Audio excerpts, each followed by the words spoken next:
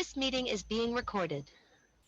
Okay, thank you very much for your kind acceptance to this invitation. Well, on behalf of the project, I'd like to say that it's a privilege that you're with us and you will be part of this endeavor. So, given the chance, I'd like to uh, ask you a few things about you. Um, just for the sake of the interview, I'd like you to state your name, where are you from, what do you do, and how have you worked with art throughout these years? Okay, so I am Olia Rychagivska. I'm from Ukraine, and I've arrived here in Athens just last October to study at university. Before that, for 10 years, I worked as a teacher, English teacher in a language school back in Kiev. And to be honest, I was just a consumer of art all this time in terms of reading, like maybe visiting some museums and galleries, and also kind of maybe following the developments in the art of my country, or following maybe the efforts of Ukrainian community to get into world trends of in terms of art. Yeah, like this. So I usually try to read some articles about art and Ukrainian artists. Have you worked as an educator before? If we take teaching, yes, of course. Yeah, this is, I've worked with people of different ages, starting from 6 to 76, and people of different backgrounds, Ukrainians and foreign students who come to Ukraine, as well as, I mean, socioeconomic backgrounds, that poor and rich, and so on and so forth. So, like, I work with many people as an educator, and all the time I tried, and I've learned actually from them that you need to listen first. That so maybe according to your experience, how would you say that art can contribute in the context of social inclusion and in the context of community empowerment? Art is something that unites people. You don't have to speak the same language, but you can understand art of other countries, or you can be impressed by artworks of people from all over the world. So it's a powerful tool, I would say. Yeah. So especially now, in the terms of the like in the light of current situation, when Ukrainians have come to a country where they don't speak. Okay, many of them don't speak even English, not to mention Greek, and art. But all of them want to go to Greek museums, for example. Yeah, just to enjoy art, to appreciate art, and I think that also through some activity, I already have some in mind. Yeah, we can just to bring these people closer together, and also not only Ukrainian community, but to integrate them into the cosmopolitan community of Athens, and because many of them will stay here, and they will have to coexist. Yeah, and I hope this coexistence will be successful, and I think it will be more successful if we just bring them together with other people in Athens, other communities in Athens, Greek themselves. Yeah, so to integrate them into this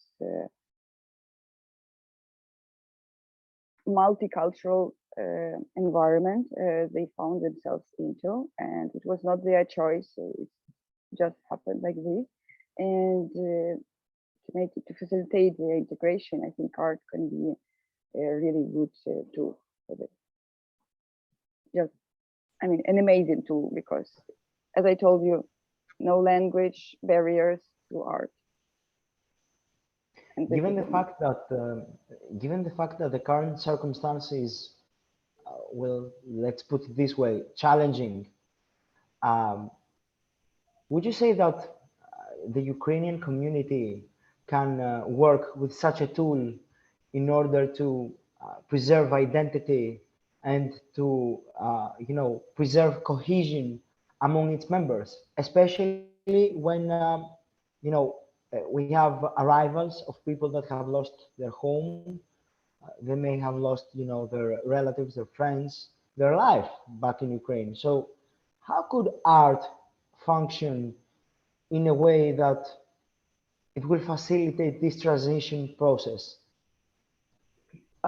So first of all, I know that Ukrainian community initiated some courses, like some sessions of art therapy, so-called, with small children, where children draw their experiences in Ukraine, okay, and many of them had to go to bomb shelters and, to see scared faces of adults. So it helps, and I know that this initiative is very successful. So that's for sure. Also, it's something we can create some activities that will bring people together, and of course, preservation of art, but preservation of culture, it's one thing. But the thing is that Ukrainian culture, for example, the communities that pre-existed here before the newcomers, they concentrated mostly on this preservation and historical heritage and this whole. But the country has developed, and because it's 20 or 30 years they've been out of the modern trends inside the country has developed and stepped forward, made a lot of steps forward. And the newcomers, they will bring, and that's very nice, they will bring new blood into this, and also new forms of art and new forms of participation and so on and so forth. So I think we are going to have a lot of interesting projects because yes, Ukrainians from Ukraine, they are maybe more initiative now. They proud to be Ukrainians, and that also helps them to express themselves, because in this moment, as you see, okay, probably art, it's one of the weapons that Ukraine use in this war to win people over, and to win communities over. So I think that's a tool we cannot ignore and we have to use to the full. I'm talking like a manager. I'm not maybe like so about art, but mostly about art. No, not at all. Not at all. Not at all. This is very fruitful. Now, this leads me to this question. Would you say that this project, the Artisans project, first of all, how did you learn about the Artisans project? And do you see it as an opportunity for you to work and elaborate more on your concepts and your ideas that could be very, very supportive for the Ukrainian community in Athens, Greece? Actually, I've learned it through my work network, and yes, thanks to you as well. And yes, because when I've learned about, so at first I thought like me and art, it's like something totally different. I'm not into art, I'm not creative at all. And so this is something, of course, not for me. But then when I visited this meeting, and I had like ideas just flying in my head one after another, and I thought like we can use this, we can use this, we can do this, and then I also like read about the program, and that one part of the program is financing your ideas, which is like, and which is maybe the biggest obstacle for many projects. So I thought, yeah, we could benefit from this, and we can take advantage of this. Yeah, in a good word, in a good sense of the word. Have you thought of something concrete, on working with project-wise through this endeavor, through this opportunity? I have a few projects in mind, and also, but all of them, I need the network of people to help. Yes, because like it can be done on my own, yeah, or even through only the network of Ukrainians or the people with the Ukrainian community now. So that we need to attract more people and involve more people for these projects to be successful. Yeah, and yes, so the thing maybe is interesting about making this video about Athens with mobile phone cameras and like asking teenagers to record their impressions of the city and their new lives. Yeah, it could be something interesting actually and worthwhile. And then also this project about presenting the poems through like illustrations or like, yeah, and it can be okay. I also have some ideas to elaborate on this project, and these are like probably the main. Also, we've already found a woman who is very who's eager to help us with organizing some master classes for teenagers and children and so on. And she said, yeah, I would like to take part in this. And I thought that why not to actually move on and involve some other artists who would, and not only for Ukrainians, but actually for other communities. And I actually don't know much about Greece and Athens. If you have these free classes of art, like painting and for talented children or not, if you have schools or affordable schools for children or not. So, I mean, but that's actually what we have in Ukraine, and I think it could be nice, and it actually helps a lot for children, teenagers, and it can become their career in the future.